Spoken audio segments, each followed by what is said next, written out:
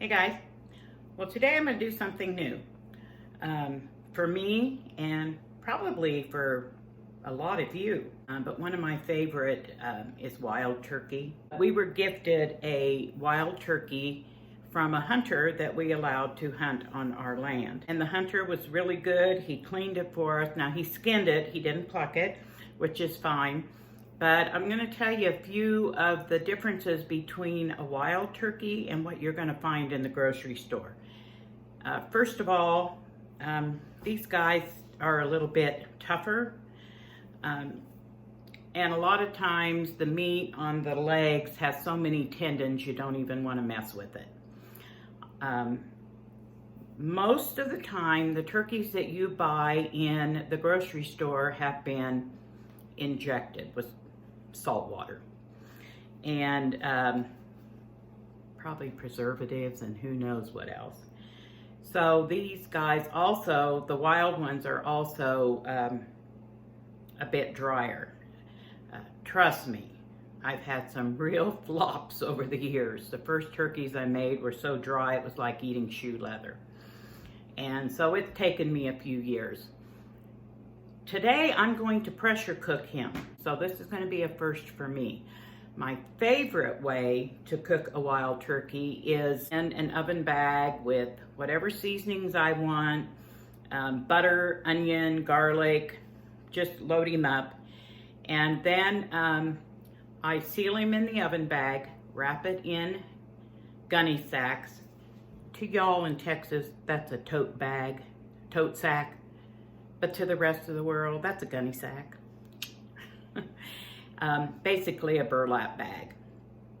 We wrap it in wire, form a handle so we can lower it and raise it with like a pitchfork or something, and soak the bag in water. Then I put it down in the hot coals and cover it with coals, and then I just let it cook for all day.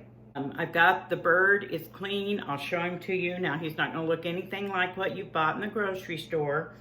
They're a lot leaner. They don't have all the fat, of course, because they're wild, so they're eating, hey, these are real free-range birds, right? What I am gonna have to do, I'm gonna cook him in Cinnamon Girl. Now remember, I wanna point this out. Cinnamon Girl is my all-American canner.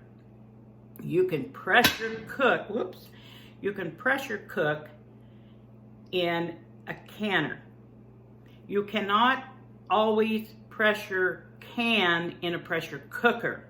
And there is a reason for that, because the walls on a cooker, what's called a pressure cooker, usually are maybe a little bit thinner, but it doesn't hold the heat as well as a pressure canner. So you just need to remember that. And I've said that before, and you're gonna see it on other channels. I know, I already know. I've been canning in my cooker for years and have never had a problem. I know. And I'm not here to argue that. I just wanna make sure that I share what they call safe. So, and who are they? Right? Who are they? But I'm gonna zoom down, I'm gonna show you the bird, and then I'll tell you a little bit about what I'm gonna do. So don't expect this big plump honeysuckle white. Okay, the hunter also cut the wing tips off, but there is very little meat on the wings. But I am gonna go ahead and put the whole bird in. Now, Cinnamon Girl is big enough that I can probably put the whole bird in as is, but I'm gonna go ahead now. You'll see that the breast is some really nice white meat. And then the back and the thigh and the leg, of course, are dark meat. I'm just gonna come in here, and all I wanna do is cut the leg off, at the thigh. And just like you're gonna cut up any bird, you do it at the joint. And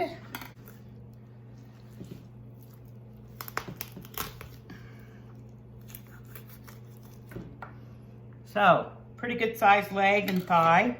Okay guys, we're over here at my stove. And just to let you know, there's other recipes and stuff out there, and it's in the Instapot. I don't have an Instapot. I'm not interested in an Instapot. Number one, I just don't want to lose. I don't want another appliance, and I like doing things the old-fashioned way. Most of the Instapot recipes say cook them for 20 minutes. I'm probably going to cook mine a little longer, just because I do. And so anyway, what I'm going to do first, we're just going to put the bird in. And all I did was cut the legs off, remember? So I've got this big, oh no. He's going to fill old Cinnamon Girl up, that's for sure. And then I'll set the legs and thighs in there. And then the next thing I'm going to do is add some turkey broth that I had canned up, last spring, I think. Okay, I have 2 pints of my turkey broth. Guys, look how rich that is. When you buy turkey broth in the grocery store or chicken broth, it's a light yellow. But this is nice, rich turkey broth. So I'm just going to pour that over the bird. And I'm going to go with traditional seasonings. I'm going to use sage. I'm going to use some celery, onion, a little garlic. You never know what I'm going to pull out of my spice cabinet. And of course, salt and pepper. I just want a traditional tasting bird. So as I go along, I'm going to decide if I need to go down and get more turkey broth, and I'll let you know as I do. And of course, I'm going to add at least 1 stick of butter. Everything's better with butter, right? Okay guys, when I opened up my spice cabinet and was looking for my spices, I found some of my old poultry seasoning, maybe about a tablespoon, so I threw that in there on that, but I'm still gonna add more. So I've got a large onion that I just cubed up. I'm gonna throw that in there. Here's some of the sage from my garden. I'm gonna throw that in there.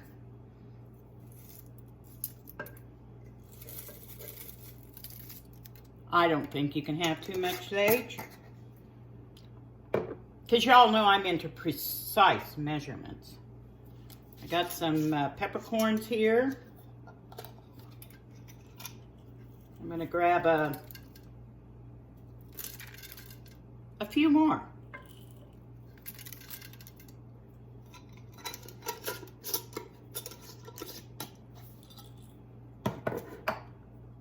Here's some of my rosemary from my garden. Or not from my garden, excuse me. Someone gifted me the rosemary and I dehydrated it. God, that smells good. And some kosher salt.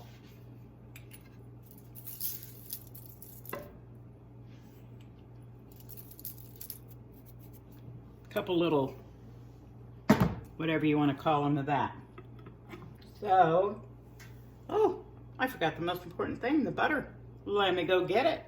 Okay, and a full stick of butter. I think what I'm gonna do with this, don't know that it's gonna do any good, but I'm gonna stick it down in the breast cavity. And what else do you guys think sounds good? How about some garlic? I don't usually put garlic in my turkey when I'm making dressing and stuff, but I think that'll just add some more flavor. And as I'm looking down into my pot, I don't see much turkey broth. There's only about this much on the bottom. I'm gonna go get another couple more jars of turkey broth. I'll be back. Okay guys, I got 2 more pints of turkey broth.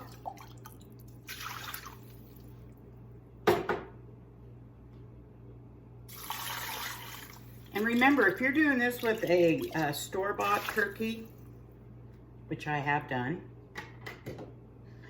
you're going to get plenty of broth because they're already injected. But I'm not going to get a whole lot of the juices from this guy. And then I've got 3 cloves of garlic. Just going to toss them in there. And I don't have any celery. So I'm just going to take some celery seed and put it in there because I can. And I have it. And I don't have regular celery. Now, I want this bird fall off the bone tender. I don't want to take it out like you would a roasted turkey that you would slice and all that. I want it fall off the bone tender. Only because I've made so many wild turkey before, and they are tough, they are dry. I want them really tender. And so, fingers crossed, this is another one of my kitchen experiments. Let's hope this works. I'm gonna leave him in, I kind of go by smell, but I'm gonna start with, I'm gonna say an hour. Well guys, it's 5 hours later, not what I had planned, but I got a phone call, can you come watch my little grandson? And of course I dropped everything and ran. Now I'm gonna open it up, and this is gonna be first time for me, so we're checking this out together to see how it worked. I guess I'll let you look in at the turkey. You can be just as surprised as I am.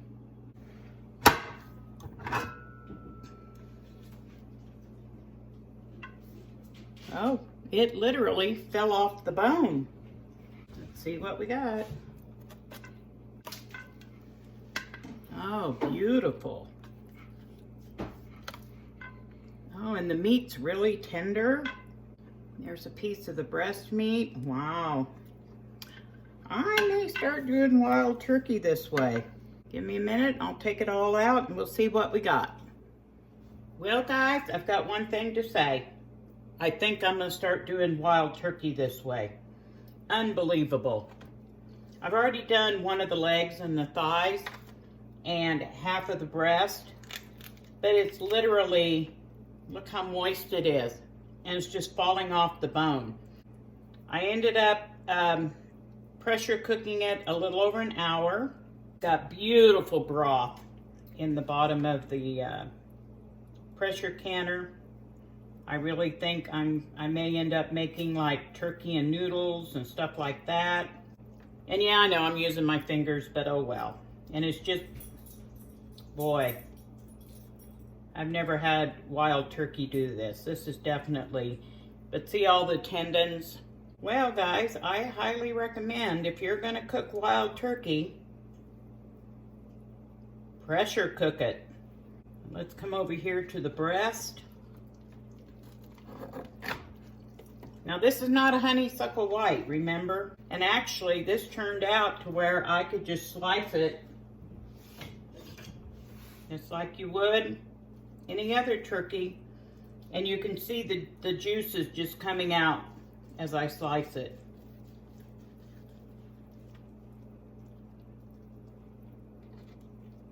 Absolutely beautiful. I'm going to be able to get as much meat off of this wild turkey as I would any store-bought turkey you could have ever got, and it doesn't taste wild.